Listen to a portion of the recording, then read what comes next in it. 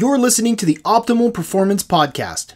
The OPP is brought to you by Natural Stacks, makers of 100% natural and open source supplements designed to help you live optimal. For more information on how to build optimal mental and physical performance into your life, go to naturalstacks.com. Oh, what's up, everybody? Welcome back to another episode of the Optimal Performance Podcast. God, I love doing these. I got to tell you, I just have so much fun doing this. On today's episode, we have Dan Doty, who is the co-founder of Evryman. Evryman is a B Corp, which is aimed at empowering men and getting men together in groups to increase their emotional intelligence. And he really hits the nail right on the head with what they are and how they do what they do in these men's groups and these 4-day excursions out in the wilderness.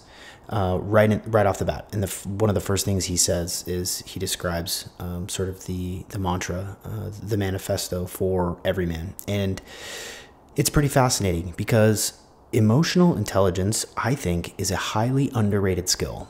And for all of you optimal performers out there, I mention it in the podcast today, but I understand you guys to be people who like doing good work. Hard workers, aware of the body, and people who want to perform at the best level possible. And one underutilized skill or one undertrained skill is emotional intelligence. It can be such a major tool for you in getting the things that you want out of this life when you can be in touch with your feelings, understand why you're feeling the way that you are. And he goes through a technique that they use at Evryman that's very simple, that really sort of like pulls out this process of coming to terms with your emotions and connecting with other men. But don't worry, ladies, this is going to be an interesting episode for you too, because you really get to kind of peek behind the curtain with Dan and I today to see how men talk, how men are sometimes scared to share their feelings and why, and what we can do about it. And so if you're interested in understanding the male brain a little bit better, this is a really insightful podcast. As you can probably tell right now, and you'll be able to tell in the episode, that I am working from my new office and the acoustics are not quite dialed in yet. Full disclosure, full transparency. As always, there's a special offer from Chiefs for Men, kind of appropriate for today's episode. Chiefs for Men is the all-natural soap company that Natural Stacks took over, and now they run. And I've got an invigorating face wash that I really dig.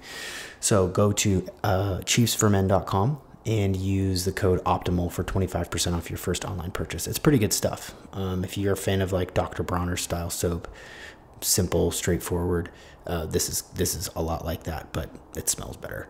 Also, as I've been sort of teasing these last couple of episodes, I'm working on building my offering to the world. Me, Sean McCormick, as just a dude.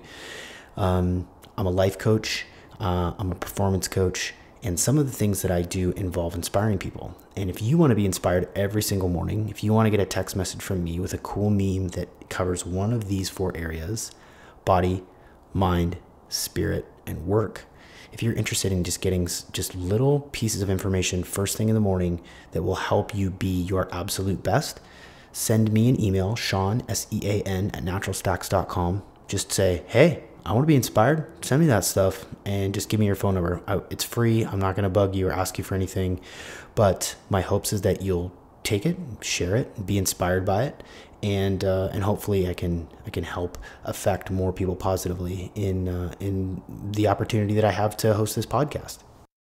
As always, please send us a review, give us some feedback. I've been getting such great feedback from you guys recently and asking you guys to send me your phone numbers for that text inspiration. It's great. I really love hearing from you. If you have questions too, like if you have questions about any of the products, if you have questions about performance, or you're stuck in a pickle some way and you want some free advice from a life coach, please hit me up. Hit me up on Instagram, Coach Sean McCormick, SEAN McCormick, and engage with me. I'm here to help. So just let me know. This is a great episode. I think you guys are going to really enjoy it. As always, I would suggest that you listen to this like I do for all my podcasts at either 1.25 speed or 1.5 speed. You just get through more content a little bit faster, and it doesn't ever lull. So try that out. And without further ado, ladies and gentlemen, Dan Doty. You're listening to the Optimal Performance Podcast, and I'm your host, Sean McCormick. It's the OPP. I'm a performance coach, a wellness entrepreneur, a blogger, a speaker, a biohacker, and it's my privilege to bring to you the leading experts in the field of performance. So let's dig right in. And we're here with Dan Doty, who is the founder of Evryman. And maybe you picked up a article. Let's try that again. Jesus.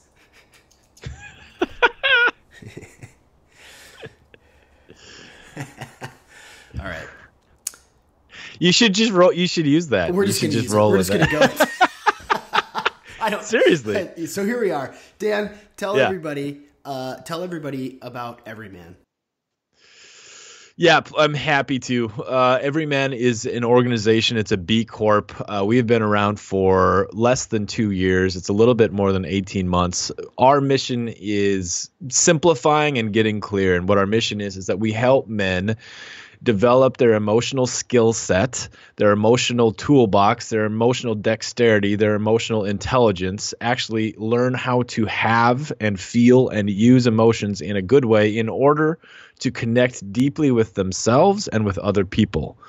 Meaning that there's this simple avenue to human connection, which increases all of the good things, all of the bottom lines that we're looking for in our lives, by tapping into our emotions and their ability to connect us to other people and our truth. So it's a simple formula, and all right, I could just like go. You hit go and I could go forever on that. So we're an organization. We help men with that principle, with that core. We help men start their own men's groups. We support people to start and sustain helpful men's groups. We do weekend retreats. We do leadership training. We have a coaching program. We have a coaching certification and training program. And we do wilderness expeditions right now in Yellowstone and Glacial National Parks for 7 or 8 days. We have taken a big bite, and that's what we are. That's who we are and what we do. The who you are and what you do, you said that so well, because it's crystal clear. And like we were talking about before the mics went on, is like, well, how do you do that? How do you do what you do? And you guys were just featured in Men's Health in this lengthy article in which the reporter actually participates in one of the retreats. And the way that the author conveyed his experience had me, and I'm sure a lot of other men that read it, felt like we were there too. Like we were participating in one of these expeditions. Can you walk us through a little bit about why this is important? Because I think the what is good. I want people to understand what you do and how you do it. But I'd love to riff on that for me. The why, the big why. I mean, there's a couple, but the first ones that come to mind first would be sort of the defensive position, which would be this, that I believe and we believe, and I think there's an immense amount of evidence support this, but many men are hurting. They're hurting because they're repressing an amazing amount of their experience. They're repressing an amazing amount of their emotions, and it's just not kosher. It's not generally okay for men to feel and express what's happening. The repression of that is, let's just say it's bad. And so I believe and we believe that this comes out in ways that are not helpful and are even harmful to others around us and to our society in general. The repression of feeling and emotion in men, I believe, leads to many of the really, really dark elements that that you hear reported about all the time. I think it adds to the suicide epidemic. I think it adds to the Me Too situation in our culture between men and women.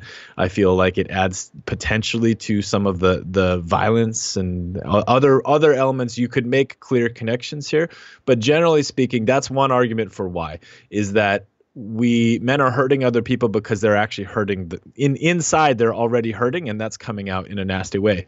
The more offensive or exciting, well, try not to qualify it too much. Another one is that why is because when we as men take time to slow down and truly get connected with ourselves and make connection with other people primary, when we make that primary, we are so close. Like I look at men and I just want to say, you are so close to things being wildly better than you even know.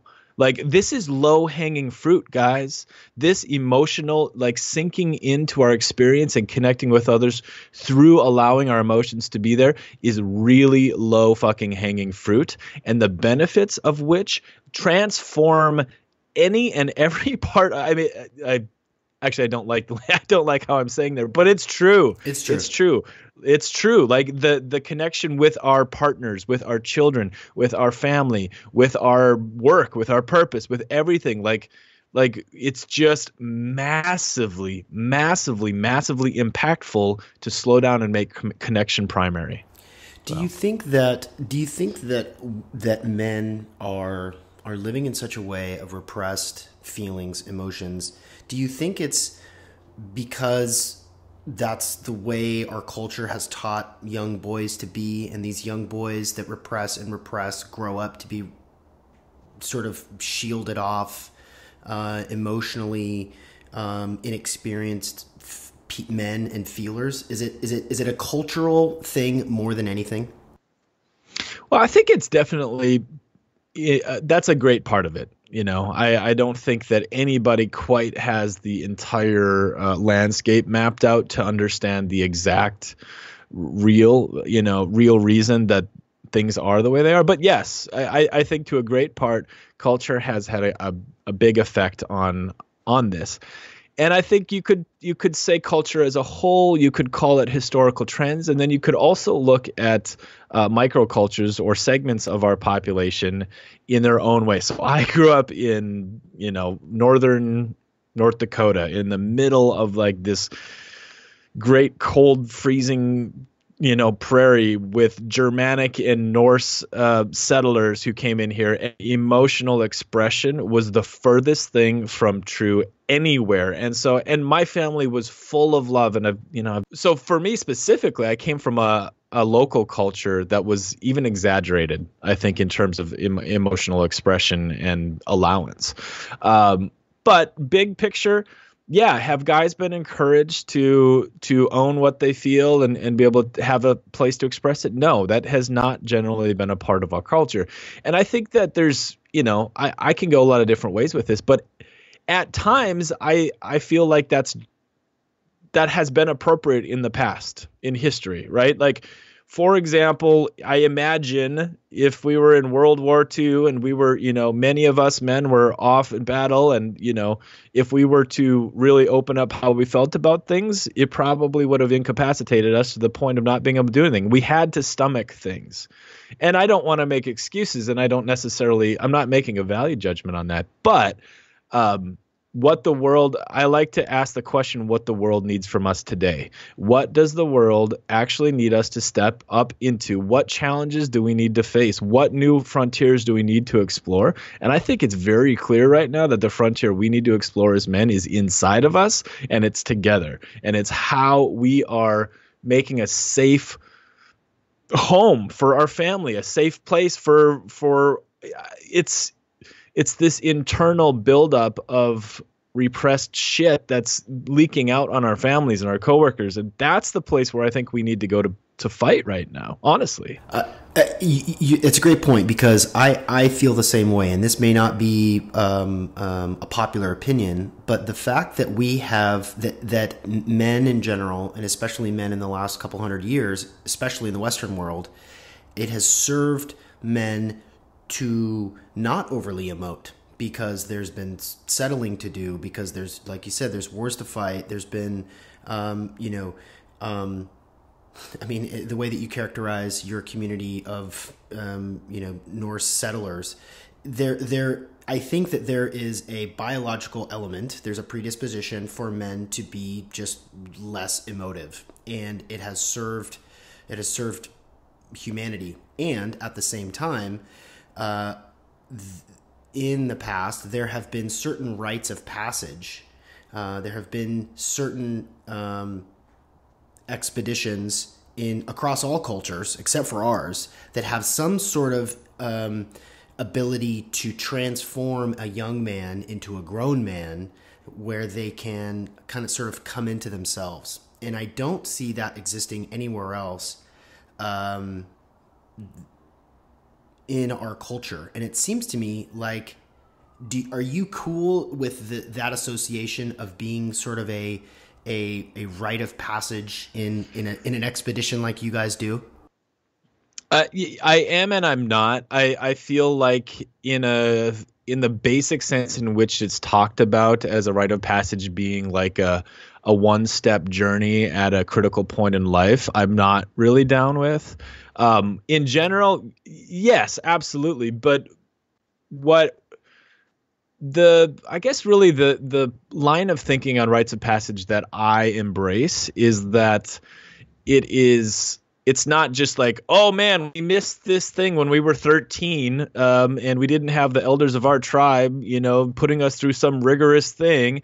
Like, I think that's one of a multitude of rites of passage that we all need. I actually think that we need rites of passage. And so I think there's this formalization that is both helpful and harmful when we think about rites of passage, because one way that we could talk about our groups, our men's groups, our Evryman groups, where guys get together weekly or every other week and show up to just like peel back all the layers and wiggle themselves down into their actual bedrock truth and feel how uncomfortable that is and learn how to express it and learn how to connect. In some way, what's happening there is basically an evergreen, rolling basis rite of passage opportunity, where literally every week of your life you show up to get seen and felt and recognized for what change you're going through in your life. And this is massively powerful.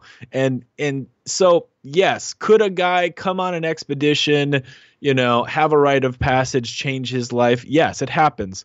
But I actually think that that's actually an oversimplified way of looking at it. I feel like what we're actually talking about here is sustainable community that is growth oriented and powerful in the long term, right? And so that is one thing we work with. Like, guys will come to our events, have their minds freaking blown, have like a holy crap like incident, and then if you just go back to your normal unsupported life, your normal isolated life, honestly, it gets a bit confusing. It's like, whoa, I just had that crazy thing, and now I'm back in this other thing. And how is there a bridge? How is there a difference?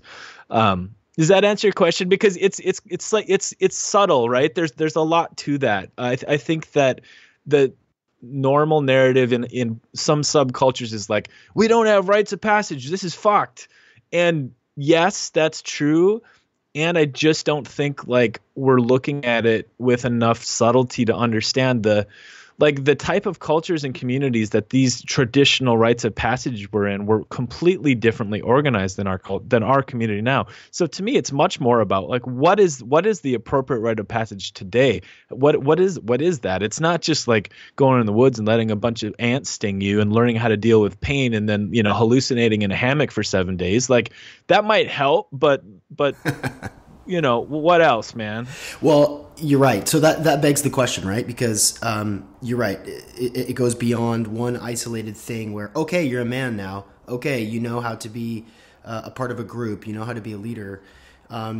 So how do you guys do it then? How do you develop community? How do you support men? How do you facilitate these experiences for men to grow as people? Yeah, so it's insanely simple. It's insanely simple. And we have a simple formula that we have at the core of everything we ever do, whether it's a group or a retreat or an expedition or coaching, whatever it is. And it's first of all, we set the stage of safety. We have agreements. We basically have an operating plan that, hey, while we're together, here's what we're going to do. We're going to do our best to do this. You are also responsible for this. This is not a top-down thing. This is like everyone participating speaks up and says, okay, hey, I'm going to do my best. I agree to this. We're in, right? That starts us off in a really strong place. And then the formula is literally this simple. We slow down and stop. We slow the fuck down.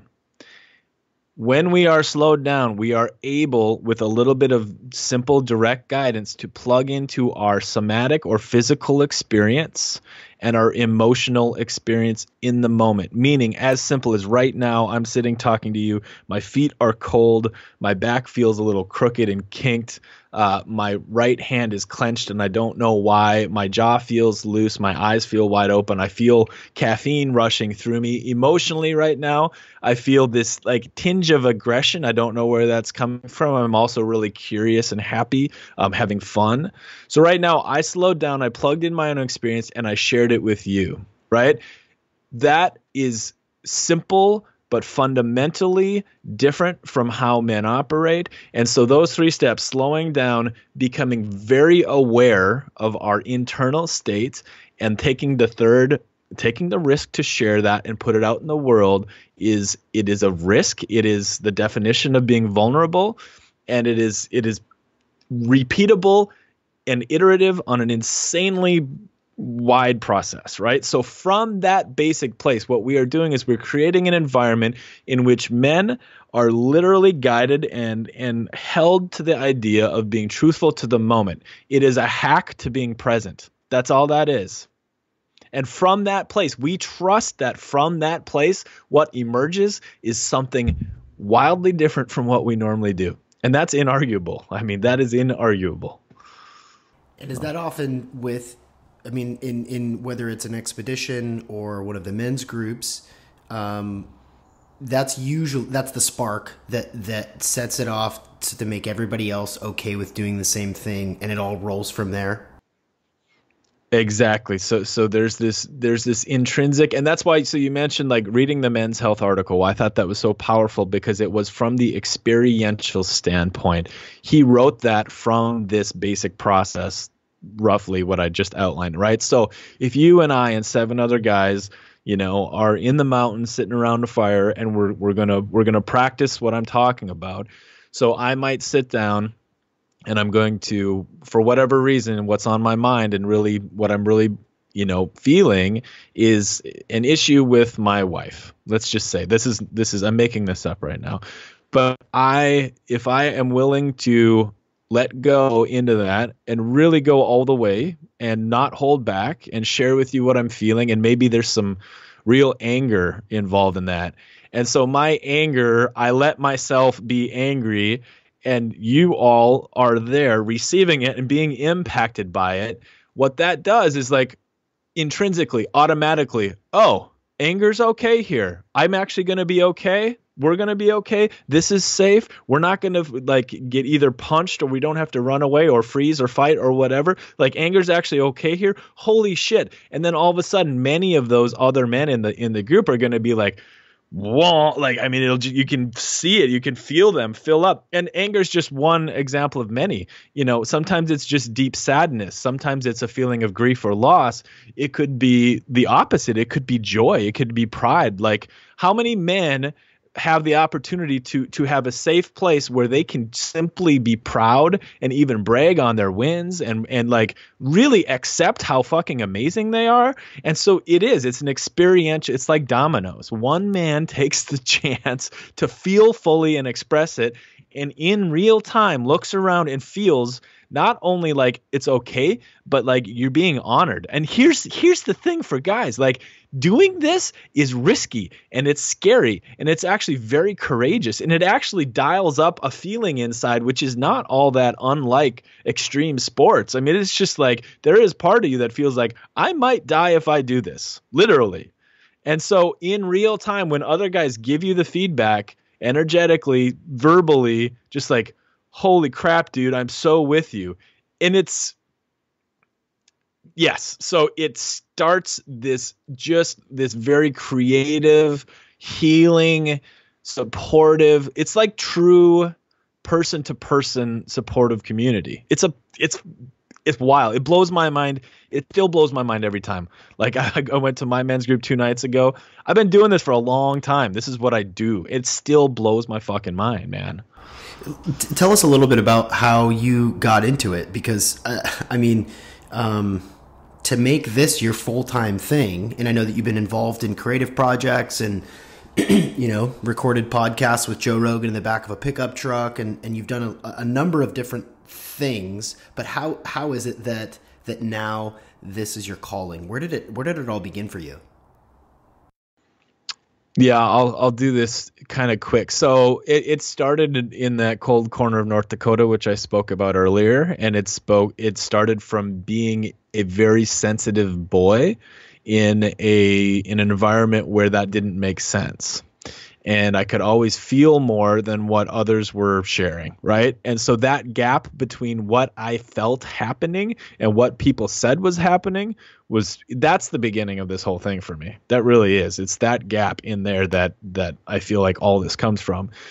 But then the practically speaking, where it started right after college, I became a wilderness therapy guide. So I started leading wilderness trips for troubled young men specifically.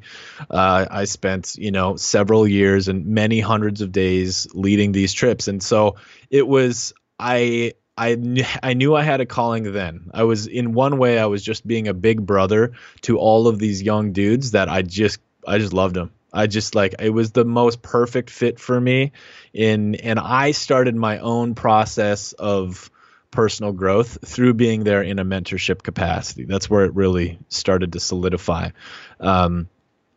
And yeah, I did that for a while. I lived all over the world, traveled a bunch, lived a very adventurous life. I eventually moved to New York City. I became a New York City teaching fellow. I taught high school in the Bronx for a couple of years because I wanted to get a master's and keep working at the same time. And that actually started to break me. So I was in my mid to late 20s, burnt myself out, got into looking back, I'm surprised at how dark I got in a real dark spot, kind of blew my life up, started really looking into personal growth and spiritual growth and different things for the first time, really hard for myself. And I found my first men's group. It was 2009. It was actually December 9th, 2009. I didn't know men's groups existed. I didn't know what it was. It was like a completely new, 100% new concept to me. And I stepped into one in Midtown Manhattan with 9 dudes much older and more successful and far more put together than I was. And walked out of that first meeting like holy shit, like what the fuck was that? How is this possible? And then I stuck with men's groups and really dove in all the way. And from a very early stage, I had this question of like, why does the world not know about this? Why is this not normal? This is actually really a very simple thing and could be implemented into people's lives. Why is it so scary? And so I spent really the next 7 years-ish plotting, learning, thinking, training, and all the while being scared shitless to be the guy to step up to the mic and say, men, you got these feelings. Let's not ignore it, right? And I was terrified, man. And yeah, so you mentioned I had a media career for a while. I was the producer and director of a show called Meat Eater, which is a hunting and adventure show. And it was an amazing time. It was a hell of a lot of adventures and all the while, there's this gnawing, nagging feeling inside of me, like you have this clear calling, right? I had a clear calling from a long time. Fast forward, and I had my first son a couple years ago, and it's like that little bastard came out with a note from God that just said, like, all right, man, time's up. Cut the shit. Well, it made it very real because I have a boy. I had a son, and And it was just like, it was like a lightning bolt. It's like, dude, if you like, yeah, you could be a dad here, but if you don't do what you know you have to do, like the world that he's growing into needs this. So it was, that's kind of some big dramatic thing, but that's really how it felt. And it really kicked my ass into gear. And I got fired. Did you? Like, I got help because then I got fired. So it was perfect. And you're probably in a place, because of all the men's groups that you've been a part of, participating in, starting, hosting expeditions, that when your son came, you were in touch enough with your inner self, your inner voice, your calling, your purpose in this life to say, okay, I really need to do just this. This is my thing. This is what I'm going to be doing with the rest of my life, is bringing men together. It's that big. It's that important. Yeah, and I already knew that it was not a new realization, but what it was something like, if I thought that I was behind the driver's seat, it was like something grabbed my hands, took them off the wheel, handcuffed them behind my back, tied me up, threw me in the trunk, and said, "Listen, dude, you're not in fucking control here." That's how it felt. Well said. Why do you think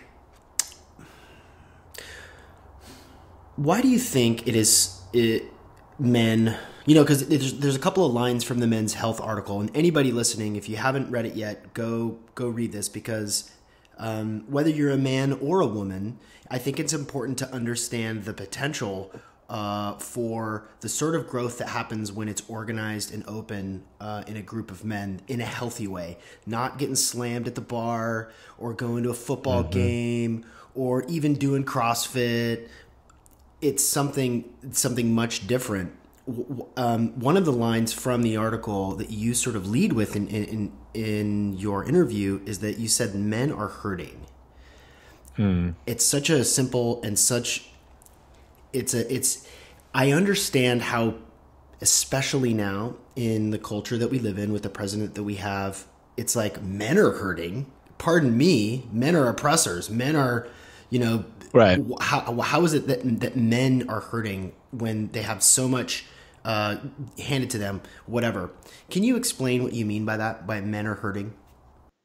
Yeah, well, the best way to explain this is to go back into the career where I worked with young men specifically. And you can imagine that, in situations where kids are either locked up or sent away, that there's more than a couple bullies in that crew, in that crowd that I worked with. Right. And so let's just take that example and go into it a little bit. And so I had the fortunate position to work closely, compassionately, and fully with many, many bullies who did things to hurt other people. They did. They hurt other people. There's no way to argue that. And that was not okay to anybody around them, nor should it have been. And it wasn't even okay to them. But what I learned, and what was completely obvious from at every moment there, is that these bullies were so hurt and so hurting themselves. And listen, are there some examples to this? Are there psychopaths? Yes. But the real, I really deeply believe this, that, people are basically good. All people are basically good. And that when people are doing things to hurt other people, it's because of a chain reaction of being really hurt themselves at some time. And we learn these ways to live. We learn coping mechanisms. And so using that example of the bullies, I learned that what they needed was more love and compassion than you could even imagine. And that was the way, not to punitively say you fucking suck, you're a bad person, and now you're going to go away. And I get that that's sometimes necessary, and we have to be protective. But like, the real way to fix that problem in the big run is to help them heal. And so if you transpose that onto a cultural perspective of men today, and I get that that takes a really big ask of women, a really big ask of people in general. But I am concerned with and intending for actual long-term massive sustainable change in what we're talking about, not quick fixes here. I'm talking about going to the source. And I do believe that the source is that it's not just men that is hurting, everybody's hurting, right? Can we learn ways to move forward with that being truly honored? That's where the rubber meets the road, and that's where this podcast is centered on, is tools. Like, what tools are there? What tools do those kids have to become more in touch with themselves and their feelings, so that the generation after them, so that they can become better fathers and they can raise better boys. And better is you know what I mean by better, but just more in touch. Of course. Right. So the tools is the thing. So I'm curious, it kind of goes back to the other question. Well, how do you do it? Well, there's 3 steps. Slow the fuck down, check and see what's going on in your body and in your mind and in your spirit, and then share that. I mean, does that tool work with teenage bullies? I think it works with everybody. Yes, absolutely. And I think, every situation requires maybe a slightly different flavor, like in the moment, right? But this is a human thing we're talking about. This is talking about like hacking into our basic humanity and we're social primates, we're social mammals, right? That we have this need for safety that is very, very primary. And so what we're talking about is creating interpersonal safety, emotional safety. So this does work for bullies. 100% it works for bullies. I think that, there's a couple of things that get in the way that have to be addressed. One is stigma. One is environment. And so safety has to be primary here. You have to make a space or a community or an engagement or an event. It has to be made safe. And I think, so talking about tools, I think that the most effective thing for men specifically across the age ranges here is not top-down leadership. It is leading by example and demonstrating that it's simply okay to do what we're doing, and demonstrating that when you learn to be in touch and compassionate and feeling, it does not take away your man card. It does not take away your ability to be strong. It does not take away your classic sort of the things you want, right? And so the tool I think that's most powerful, and it's what Evryman's built on, is that we lead by example all the time. In all of our retreats, on our expeditions, the lead facilitators are also participating at every step. And we are, we're not sitting and instructing necessarily. We will offer tools along the way, but really the real tool is to embody and just do what we do. Like, in some ways, what an amazing position I've found myself in now. Like, I get to go around just being myself,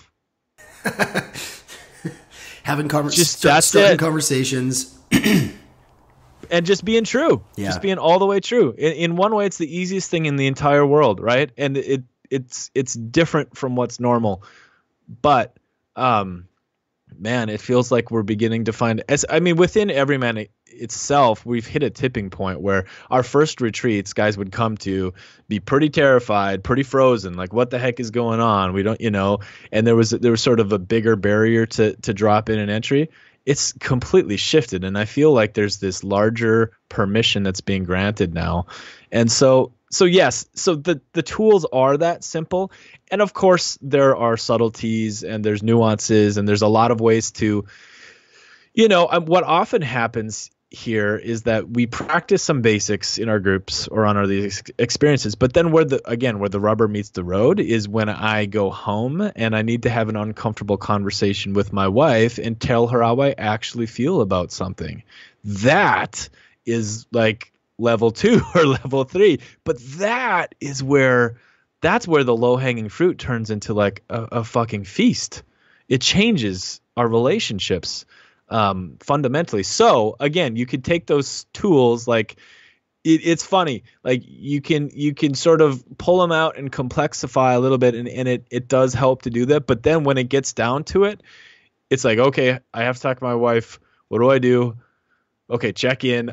What I actually feel, I feel uncomfortable. I'm scared to talk to her. What do I say? Oh, I just say that, honey, I'm really scared to talk to you about this, and I don't really know where to start. And then you go from there. In which case, your wife responds with, "Okay, let's talk." and Exactly. And that is so exactly basic and so fundamental, and yet probably so uncommon. Well, can you tell us a little bit can you map out what an experience is? Like, can you paint us a picture for those of us that hadn't read the article? Can you tell us a little bit about what all one of these experiences entails? Yeah, well, yes. So would you like to hear the wilderness one oriented, or our open source is more of our intro experience, a weekend experience? What would be more helpful? Well, tell us about the intro experience. Yeah, so the intro, roughly it's an intro, but it's for any man who's called, any man who's willing to do this. So it's a 48-hour experience. We've run about a dozen of these. We've had, more than 500, way over 500 people go through it now. So here's what it is. We show up at a lodge that has access to nature on a Friday evening at about 7 p.m. and there's a delicious, healthy, amazing meal set. Everybody eats. Our first night is from 8 to 10, and we meet as a whole group. It's about 50 men. Last one, we just did one 2 weeks ago. It was 64. It's our biggest yet. And we set the stage on what we've already talked about here today. So we get everybody in there. We say, hey, here's the ground rules for the weekend. Here's our intentions. And our intentions are the same for these. We want every man to have life-changing experience. We want them to feel and experience real connection and brotherhood. And then we want them to learn tools and skills. That's it. And so we'll do our business. We'll get everybody there. We'll do a quick body type meditation just to relax and start to get in touch with what we're feeling. We'll share this simple 3-step process that we'll iterate over and over. And then we'll get everybody up out of their chairs and we'll do what we call A-B lines, which many people may have done in other places, but I call it the world's most insanely powerful icebreaker.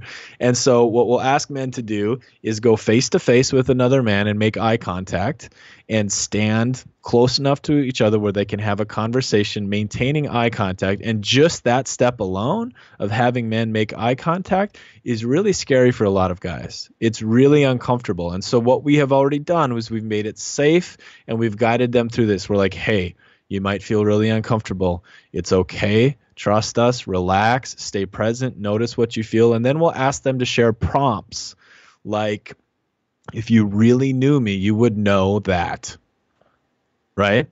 And then things like, what are you most afraid to tell me right now? What do you not want anyone to know about you? What are you most proud of? Tell us about the love you have for the people close to you. Just like very fundamental, powerful questions. And it's pretty amazing because in the 25, 30 minutes of that exercise, it kind of gives everybody a sense of like, okay, that's what's happening here. And the amount of relief and shift that changes in people in that short exercise is monumental. And so then we break. So much of the work on these weekends, we break into small groups of 6 to 8 guys, and we have trained facilitators running each of the groups. And then, so, everybody sleeps in their comfy beds, and then we get up and the first day on Saturday, we do an hour of yoga. I lead a bunch of breathwork and meditation to start. We have a good breakfast. We do a big exercise Saturday morning that really puts like one's whole life into perspective. We break into small groups and do some really deep diving. Saturday afternoon, we usually do some physical stuff just to get outside. We did a retreat in Joshua Tree National Park, and we did like a 2-hour mini solo where everybody went out in the desert and sat. We've done service projects, we've built trails, we've just done hikes. Saturday afternoon is a bit of a activity focused thing. Saturday night, and this might sound cheesy, but it's actually one of the most amazing things. We actually do a talent show. We do like a share. Awesome. And so we have a stage and a sound system and everything. And guys, and dude, we have had chainsaw artists like do chainsaw carvings.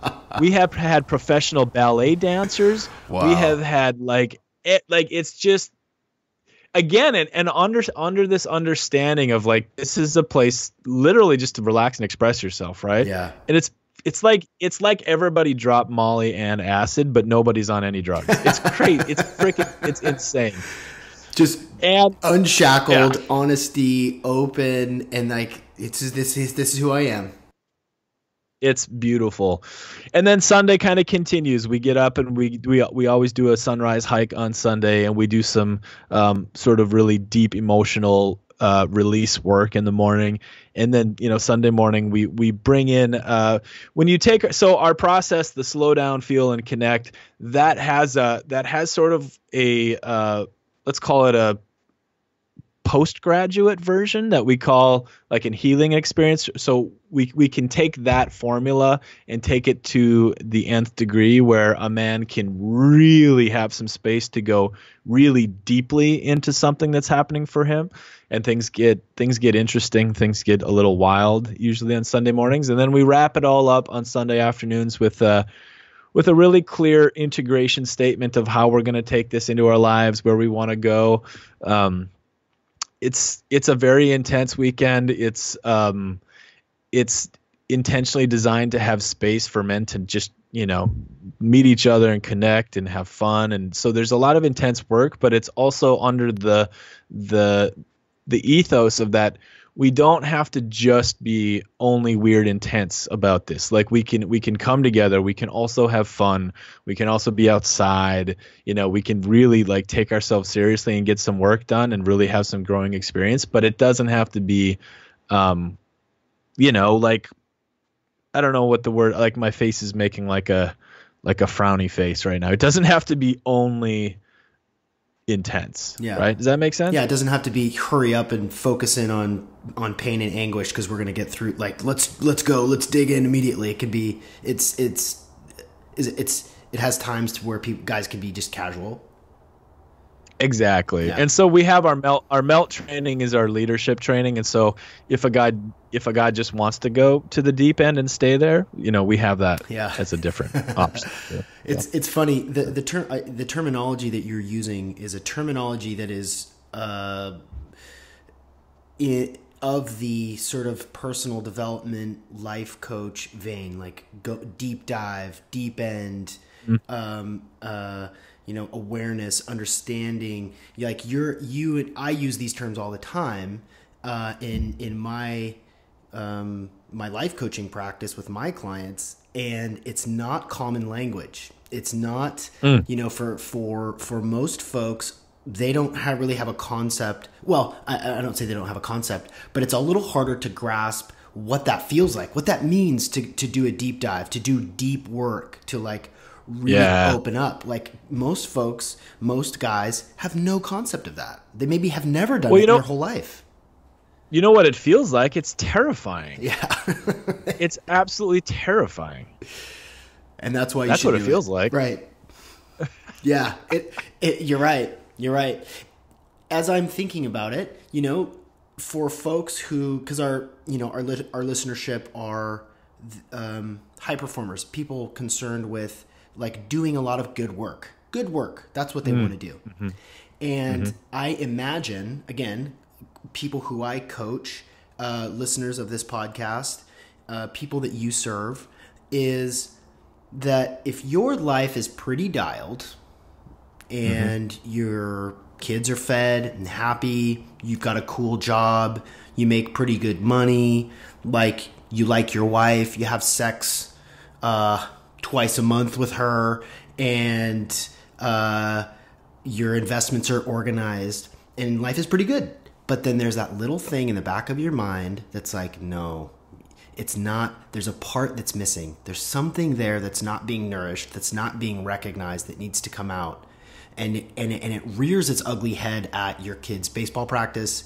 It rears its ugly head when you're when your wife asks you a question around how you feel, and you sort of like, ooh, like shield that for a little bit.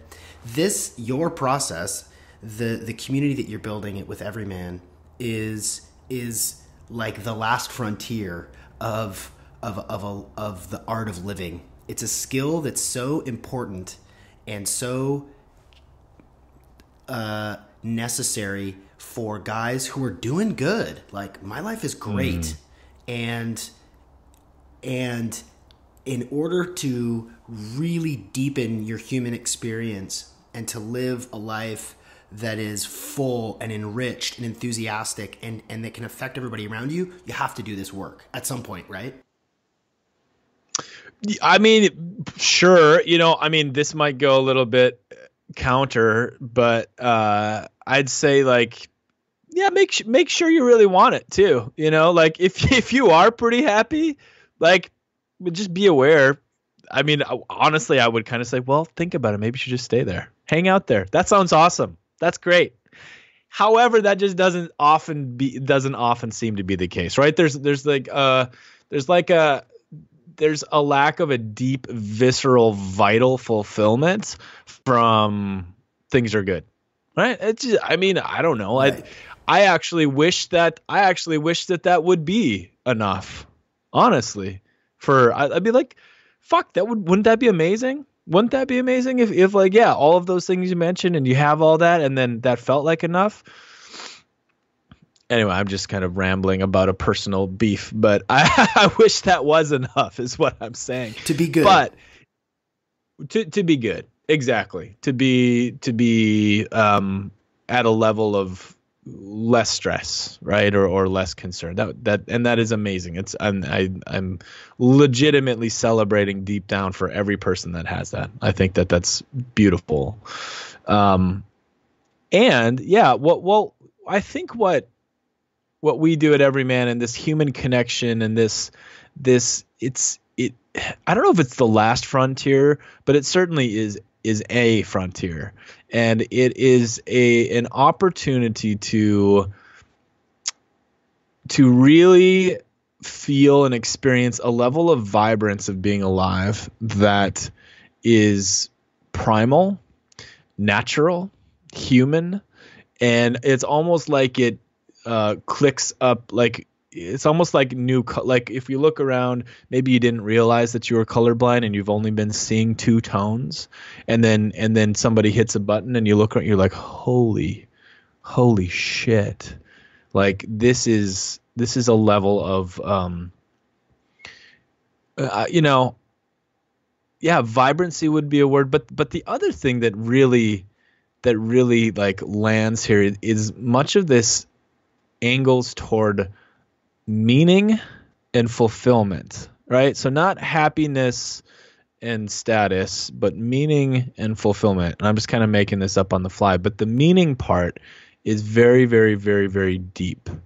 And I can just for a second speak from my own experience right now that my relationship with my wife, while at times messy and chaotic and scary, is so far beyond the level of fulfillment and meaning that I ever thought could be possible with a romantic and committed partnership. What I feel and the depth of what I feel and receive from the love of my two little boys is, again, it's like it's so many orders beyond what I thought was possible. It's crazy. And my work community, like building this organization, like the level of trust and care and authenticity and clarity and honesty and everything with my work colleagues and my friendships around me. I guess what I'd like to say to men and others is that we can truly have like the connections and the relationships and the meaningful things in a way that it's hard to even find the language to describe it accurately without coming across as just being dramatic and overblown. But there is this human thing where we need each other to feel safe. And I think a lot of times we walk around not feeling safe and not knowing it. But when we actually do that, and when we actually make contact with others, it's a game changer. Yeah. The ability to have an increased emotional intelligence that you get from doing this sort of work on yourself with the help of others, it affects every aspect of your life. When you're, and kind of going back to like, the last frontier, for people who have done a lot of work in their life, but not a lot of work on themselves, and to do that introspection and to really ask yourself, how do I feel? When you start to do that and you start to develop your emotional self, when you start to sharpen that sword a little bit so that you kind of know how you feel, and you can watch yourself shift in and out of different emotions, that is a skill that really pays dividends. I mean, it will make you a better person. It will make you a better performer. It will make you better in all of your life. And so that's kind of my point in going down that direction, is that if your emotional quotient is kind of low and you're not in touch with others and yourself, like you're missing out. Yeah. You know what? It's also fun.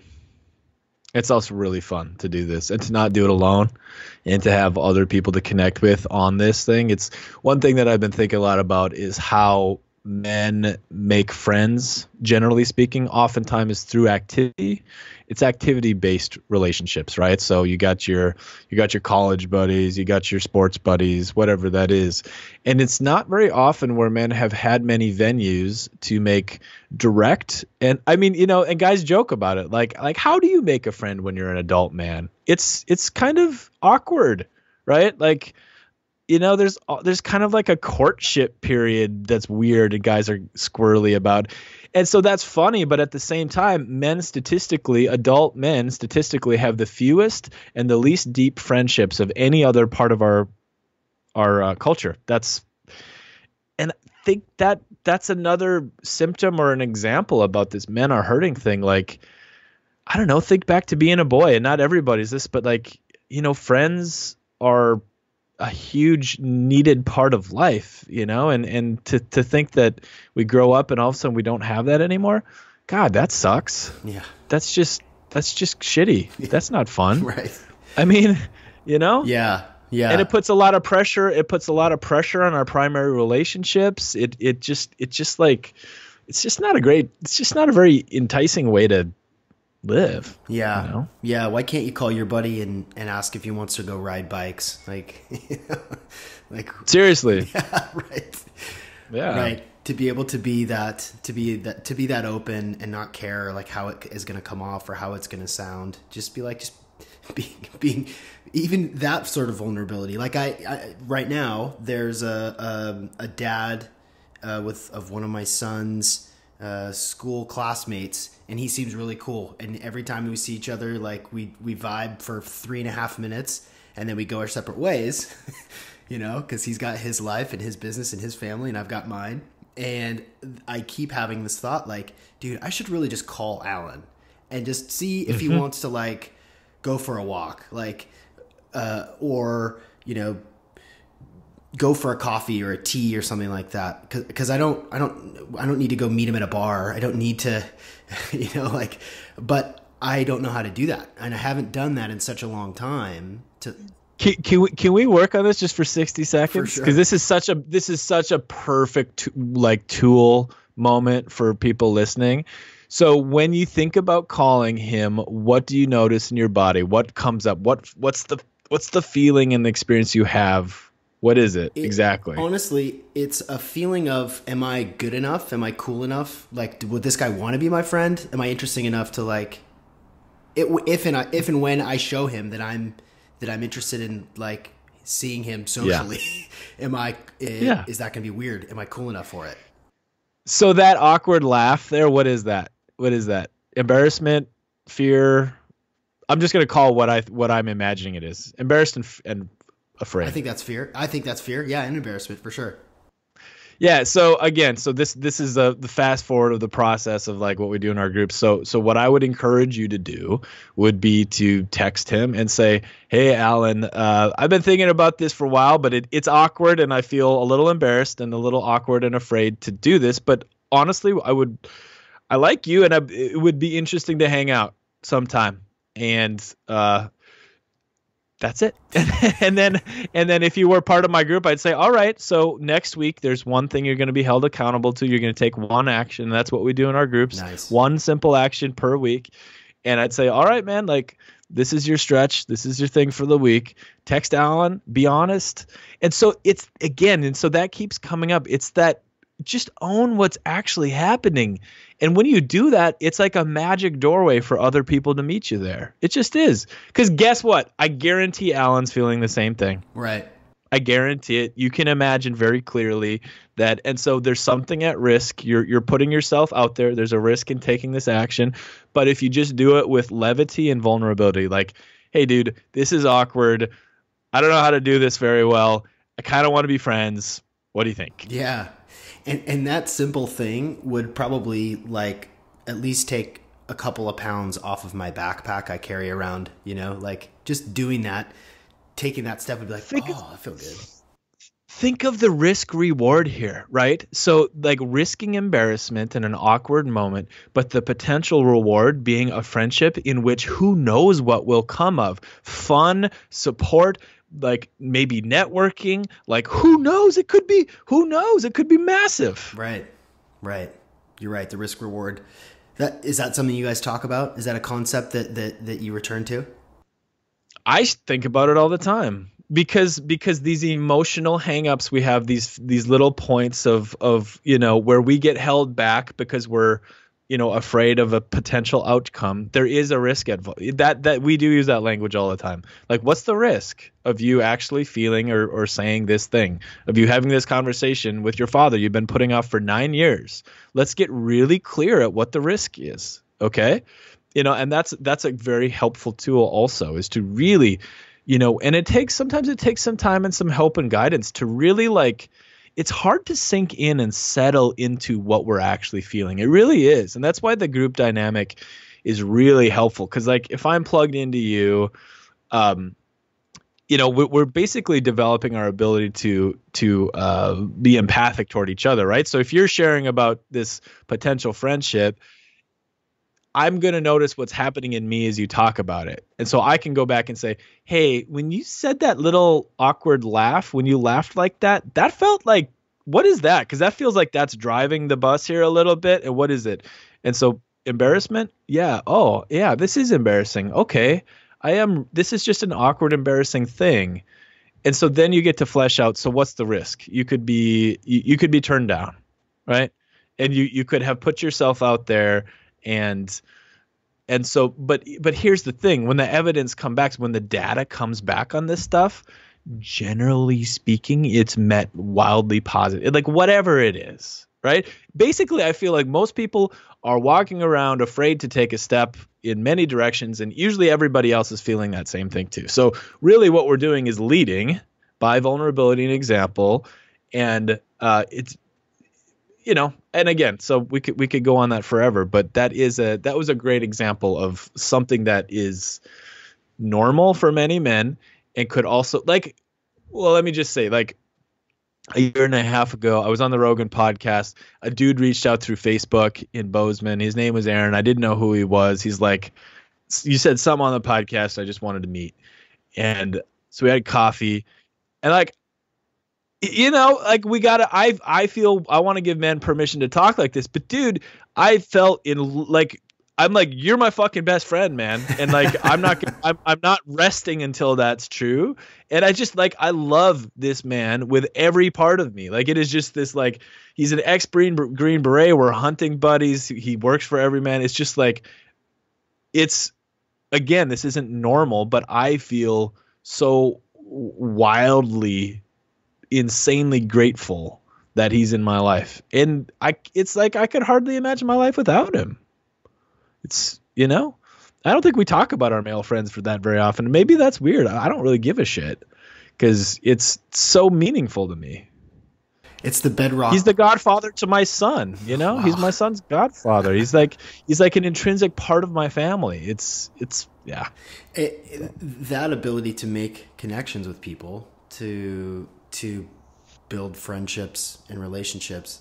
I mean, it's a major indicator for our happiness in our entire life, is who do we have nourishing relationships, romantic and friendship and family extended.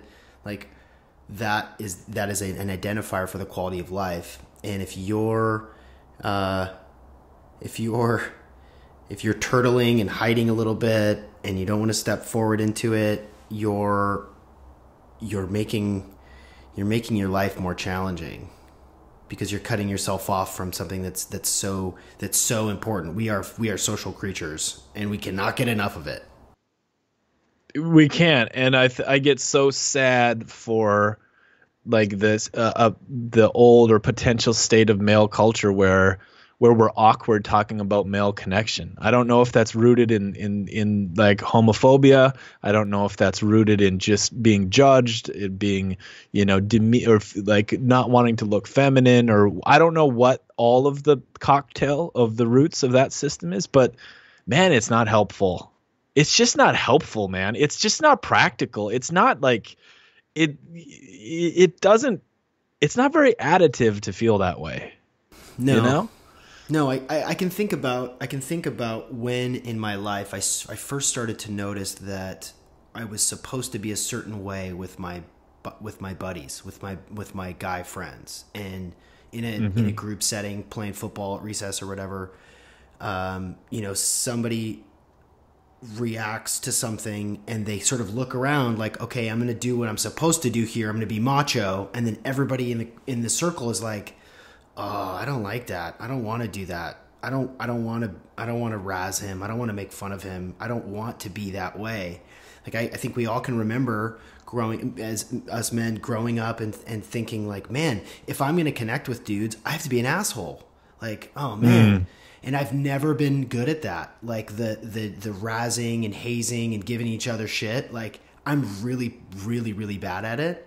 I don't know how to do it. It comes off awkward. So like, you'll never find me like doing, you know, taking the piss, you know, with one of my good friends, because it doesn't make sense to me.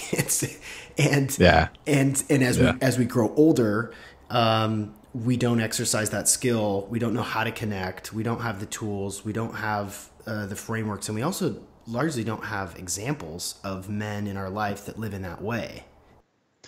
Exactly. And for me, the real goal for myself and what I enjoy more than anything is a landscape and a life where it's all possible. Like there's times where I love to like in a loving way, you know, have like an adversarial relation, tease people. Like I actually don't think that's all bad, and I'm not pushing against that. But what I think is, for me, relative and important is that we should be able to do all of it. Like we should be able to move in and out. We should have the choice. We should have the freedom. We should be able to actually be like, all right, let's cut the shit for a minute. I see you're hurting. Like, what the hell do you need?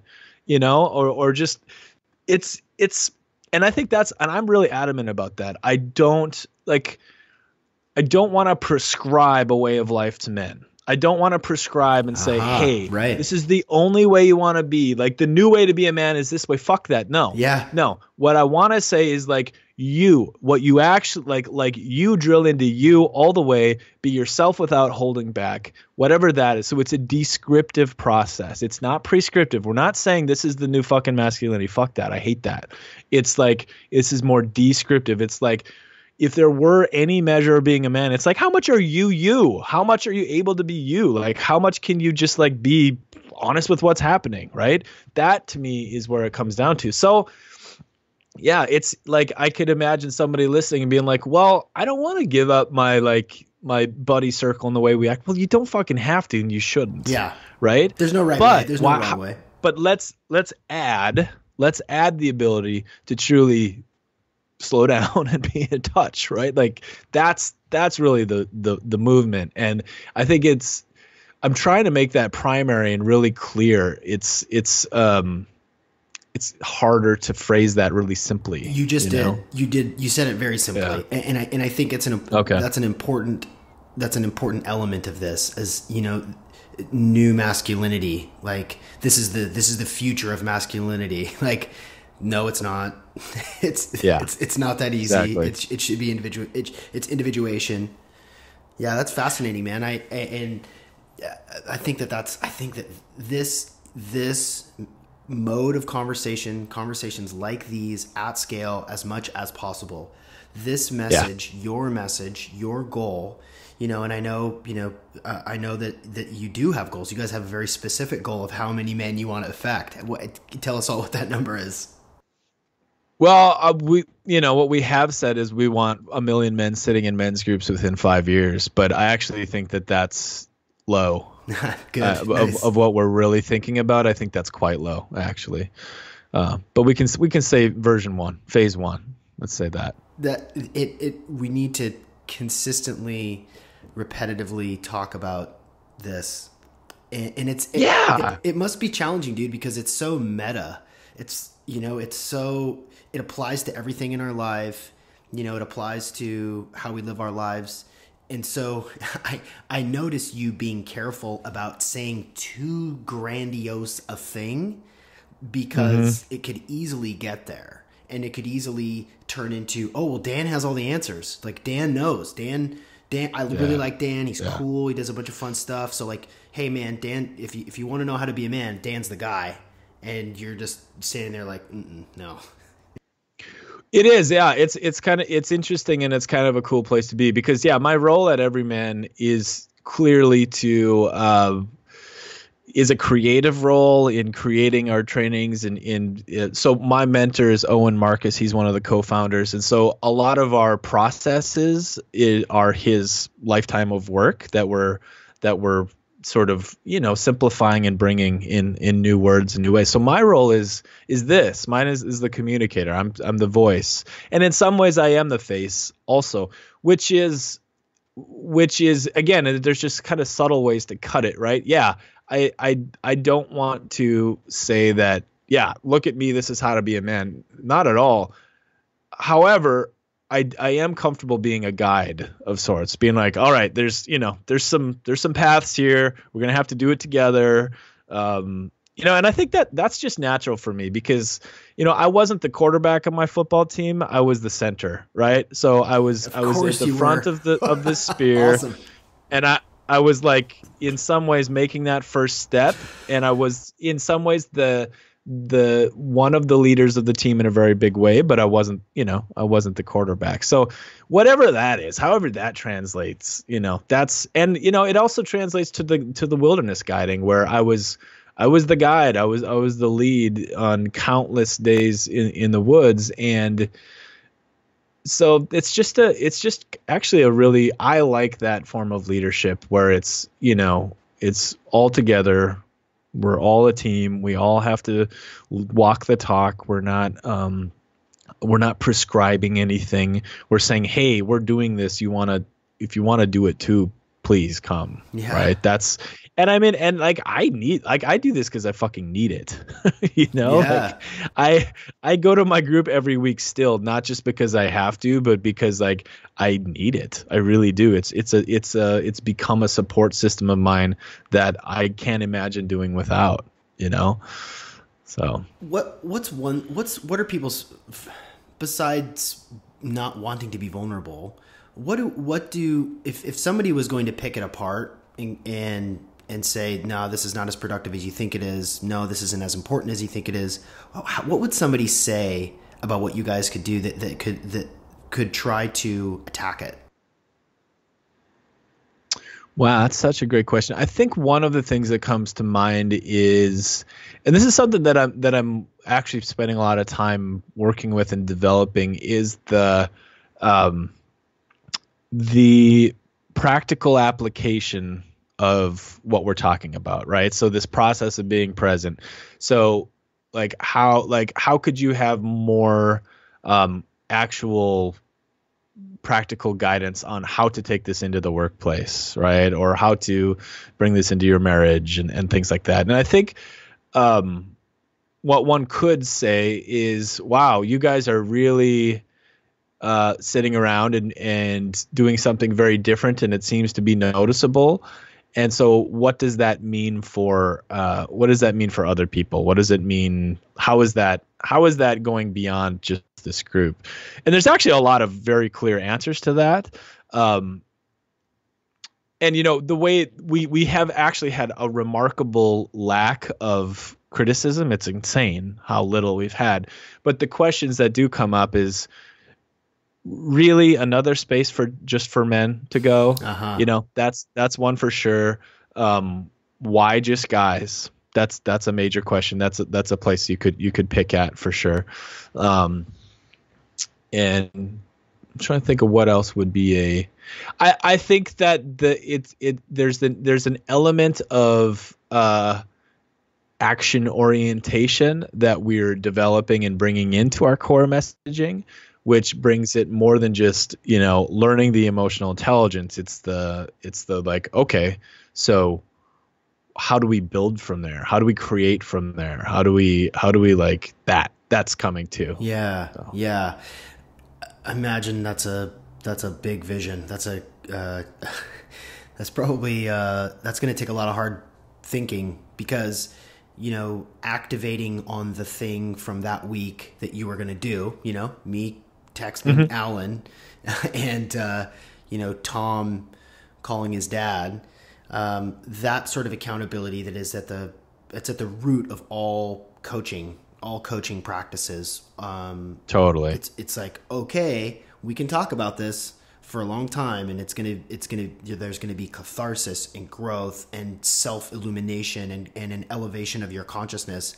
But if you don't actually text Alan, if you don't actually call your dad, you're not making use of it. You're not applying it in your life. I can see how important it is to try to tighten that screw even more, or if, whatever metaphor you want to use there. Totally. And, our intention behind this is a couple avenues. One is really creating and harnessing technology to really organize and sustain accountability and things like that.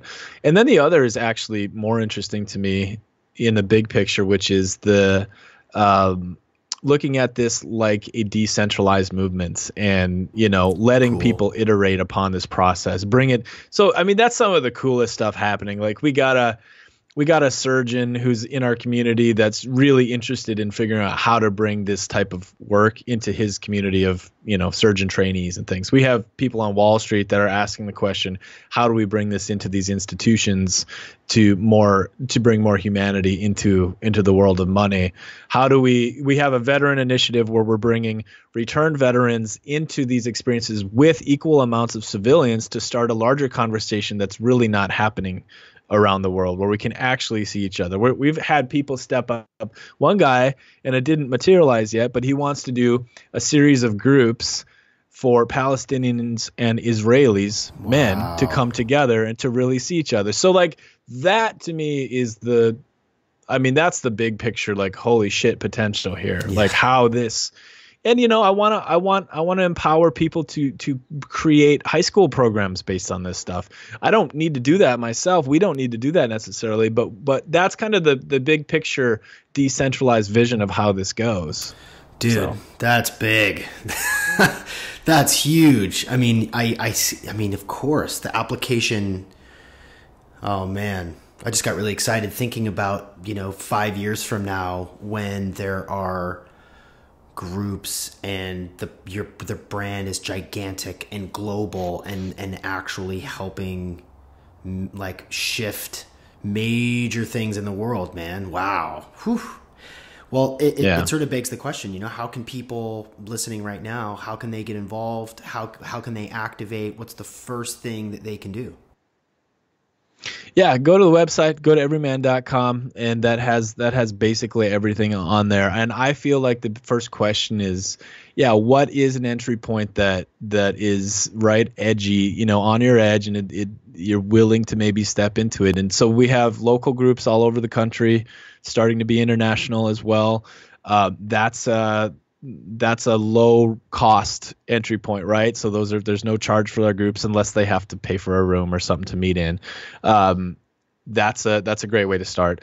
Our open source weekends, like we talked about, kind of walked you through earlier, is sort of like, it's like you're hungry for lunch and you're ready to eat a sandwich and fries, right? It's like, okay, I'm ready for a belly full. I want to really do this.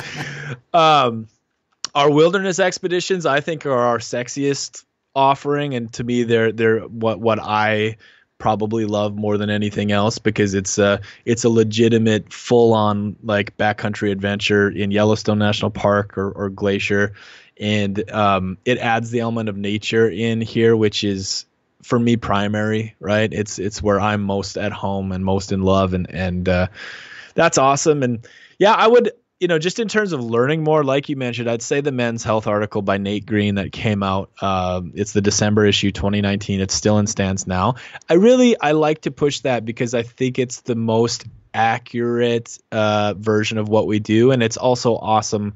I mean, I'm going to go to my deathbed just proud of that, because it's so helpful to have somebody else's from the outside, their words, and to have somebody from the outside see and understand what we do so exactly. It's just one of the most affirming things that's ever happened. So I'd read that article. It's online also. So I talk about vulnerability, like, to invite a Men's Health, staff writer to come in and like pick your shit apart. Like that must have been obviously a really exciting, an exciting opportunity, but also vulnerable, because like who knows what risky, right? Totally risky. You must have been shitting bricks. You're like, this is going to be big. I'm super excited. And also, holy shit, like there's going to be someone like picking a story to tell and telling it. And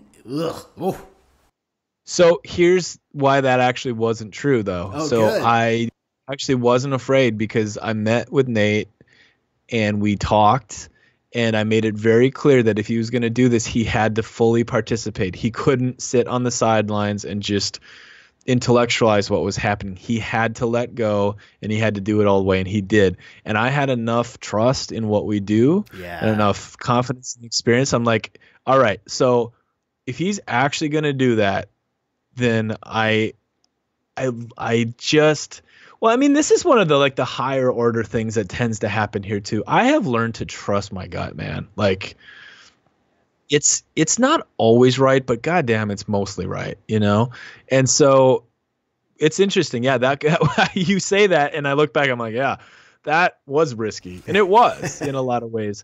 But what's interesting? So we've had other media. So we were on the Today Show, which is going to re-air again. We just had a New York Times article come out, and they were great too. They're great, but again, it's from an outsider's perspective that didn't actually live it, and yeah. So in some sense, I actually feel that that's riskier. That was riskier to agree to an article in which there was just an observation platform and not an immersive platform, right? The fact that you were so confident, like, well, something's going to happen. Like, he's going to participate and he's going to grow one way, shape, or form. There's no getting out of it. You can't hide. Just to have that level of like, yes, it's that important. It's that impactful in your life. Like, yeah, he's going to come back different one way, shape, or form, because they all do, right? Yeah, exactly. So we could keep going, man. I could go all day, because I think that conversations like these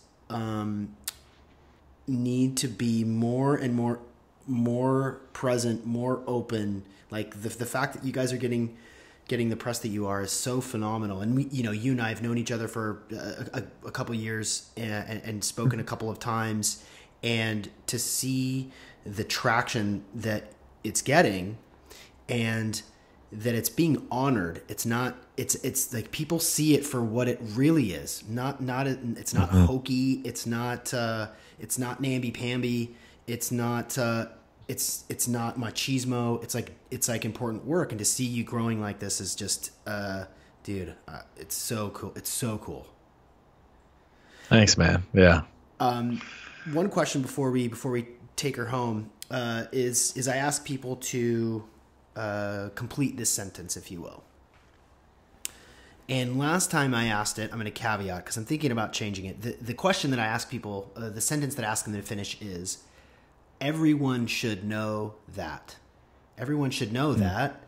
And I asked it to my last guy, and he's like, you know what? You shouldn't ask people.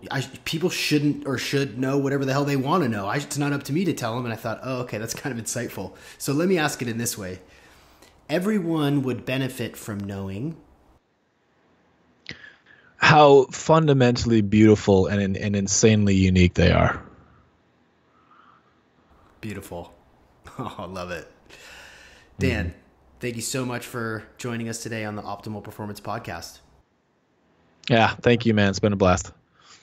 And I totally am I want to release that next week, man. Let's do it. Yeah, I love it. cool. That was badass. Great. Yeah.